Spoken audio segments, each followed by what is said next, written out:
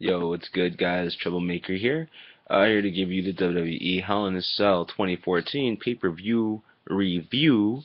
And yo, let's get into it. Okay, so the opening match was 2 out of 3 falls. Dolph Ziggler has successfully retained his title against Cesaro. So straight up, good job, Dolph Ziggler.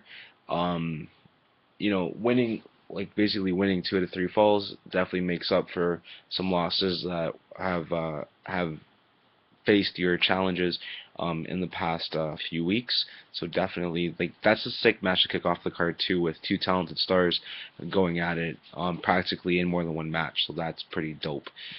Um, and then the second match came along. I'm actually truly slipping and forgetting what it is right now. Let's just go with Brie Bella versus Nikki Bella, because that's what I can remember off the top of my dome. Um, okay, so I was saying that it's important for Nikki to win because it'd be cooler to see what the evil twin will practically make the good twin do. So Nikki actually ended up winning.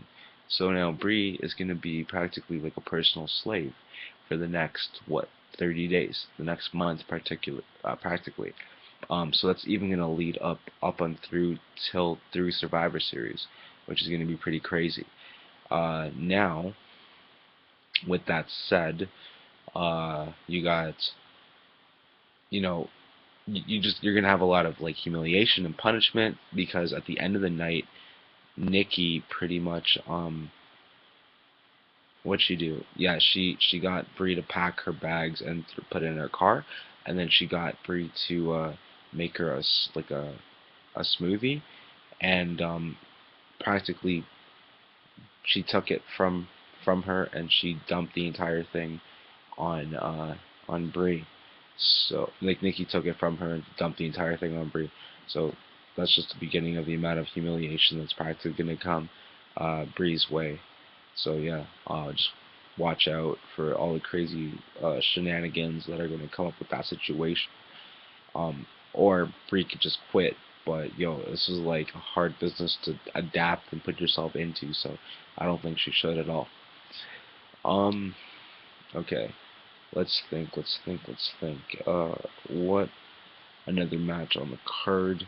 Okay, we had the tag team championships defended. Um, Golden Stardust versus the Usos. So practically, I'm proud to say the Dust Brothers retained their belts. I wanted them to retain. I like having that personality, basically on the defense for the titles. It's very dominant. So kudos to them. Practically the way that match ended came about with uh, Goldust was about to get the Samoan drop, I believe, but Stardust kicked the leg of one of the Usos, and then Goldust hit the final cut, and they won the belts, which is pretty dope. The match was ecstatic, bodies flying everywhere. Definitely a good job.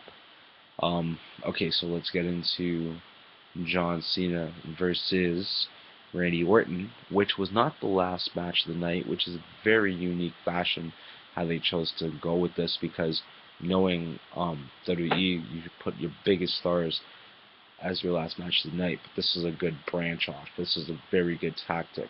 So it was like this match was in the mid card, even though it was one of the two main events of the night. John Cena picked up the victory, guys. C Nation all the way. You can't see me. Know what I mean? Know what I mean? Scene. Um, but it was a hard fought match for the man because the entire match Randy Orton was dominating, and I think Randy Orton was getting cheesed that his name was not even being chanted. Practically, John Cena's name was being chanted throughout the entire match, in the chants of "Let's go Cena, Cena sucks." So Randy Orton, being at the status quo that he is, and knowing how important this match is, he was probably cheesed from a lot of aspects. For one, losing the match; two, people barely chanted for him; but three, you cannot deny that you respect the man. Um, the panel, there was a WWE Hell in a Cell panel that featured Renee. Paul Heyman, Booker T, and Alex Riley, I believe. Practically, Alex, sorry, like the entire panel, they were sort of into the first few matches that they viewed, but Paul Heyman was all like, "Listen, guys, you gotta just keep in mind, Brock Lesnar is not done. He's coming back, um, practically to defend the title against anybody, you know, any 220-pound piece of meat that they put in front of my client, Brock Lesnar, he's gonna destroy."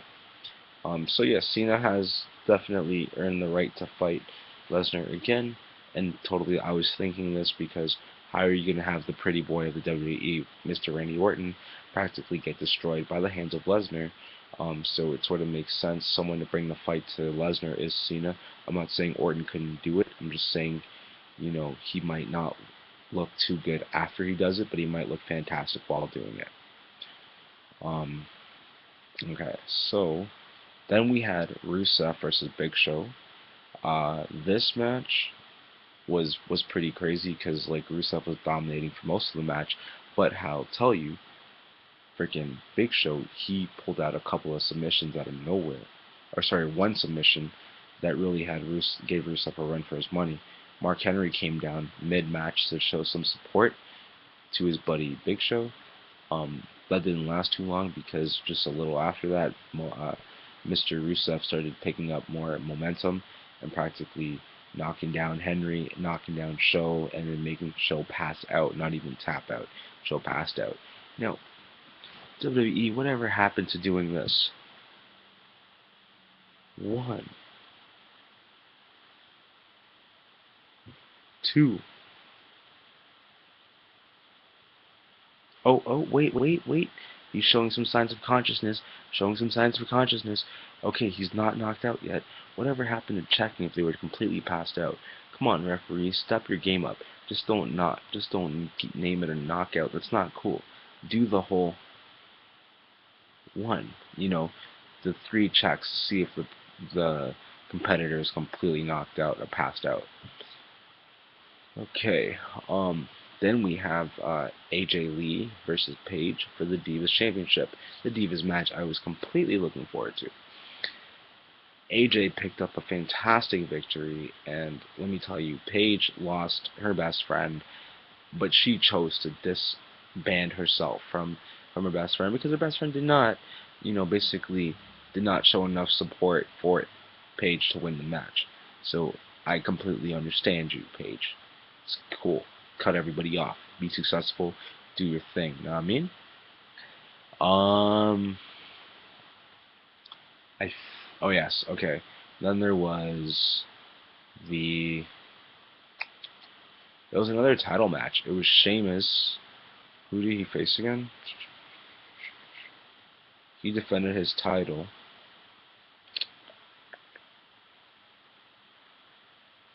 You know what? I'm honestly forgetting who he defended his title against. I'm so sorry that that's a blank, but he retained. The important thing is he retained. Oh right, okay. Sorry, it was the Miz, Sheamus versus the Miz, with Damian at ringside. Now here's the thing: during the pre-show, the Miz basically said to Damian Sandow, "You are the best stunt double ever," and he gave him a hug. Okay, and Damian Mizdow actually had his own like Mizdow TV on the pre-show, aka Sunday Night Heat hashtag. Now I mean, who catches the reference? Um, so practically, okay, this was actually pretty funny. At the end of the match, Miz was completely knocked out, and Damian came in the ring, being a stunt double. He was also acting as he was knocked out. So Sheamus basically picked him up, picked the Miz up, and shook him around like a rag doll, and uh,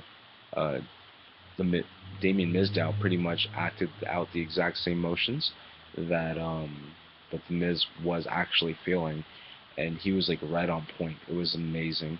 And then they were referring a lot to some voodoo, so it was almost like Damien Mizdow was under a voodoo spell. How well he was getting the moves down. So that was pretty clever and interesting and funny. However, The Miz does not find it funny, and I'm pretty sure he's going to have some retaliation on Monday Night Raw.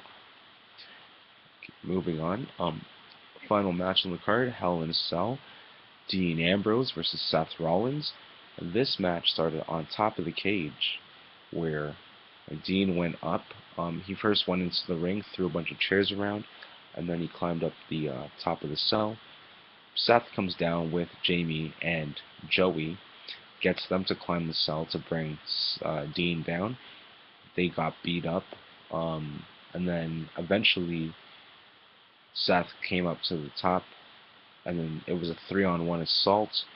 And then Dean fought back, knocked out Joey, and Jamie came down. Basically, started climbing down the side of the cell that Seth was climbing down. Headbutted Seth. They both fell off the cell into announce tables, crash, land, and burn. Both announce tables destroyed in one shot. Stretchers come out, practically take the wrestlers away. We thought the pay-per-view was going to end. However, when Dean came to, he unbuckled himself and pretty much got up out the stretcher, went over and knocked Seth off of his stretcher, and basically got them in the ring. And they basically started started the match. So the match had like a 15-minute per se interlude, and then the match finally started. They started going back and forth, back and forth, back and forth. Now here's the twist. Dean looked like he was about to win. Lights went out. Craziest thing ever. I thought it was Undertaker or Sting for 2 seconds. Nah, nah, nah, nah, nah. Lights come on. Center of the ring is the lamp. Smoke and fog everywhere. There was like a projection from this lantern. Bray Wyatt, follow the buzzards. He comes out, he knocks down Dean, and practically he does his exorcist crawl. He beats up Dean, and Seth gets the victory. And then for me, my pay-per-view sort of cut when Bray was practically standing looking over Dean. So this is probably going to spark an interest in a new rivalry come to Survivor Series and maybe lead all the way to who knows where. But you're practically looking at Dean versus Bray in the coming future. Pay-per-view overall, definitely got to give it like a 4.5 out of 5. Fucking phenomenal dominance. Matches were top notch, not a dull moment, and definitely just a spectacular show. Everyone played their role properly. You know, it's getting back to a little bit to how it used to be. But you know what? Life is about progression, and that's exactly what has happened and transpired in the WWE tonight. Because your main event featured a lot of your up-and-coming stars, and that is very important. So, congratulations to everyone that participated and got to be in the pay-per-view, and look forward to basically seeing more pay-per-views. And yeah, so thank you guys for watching this video. My name is Troublemaker, and I am talking about the WWE Hell in a Cell 2014, and I'm out this piece. Peace.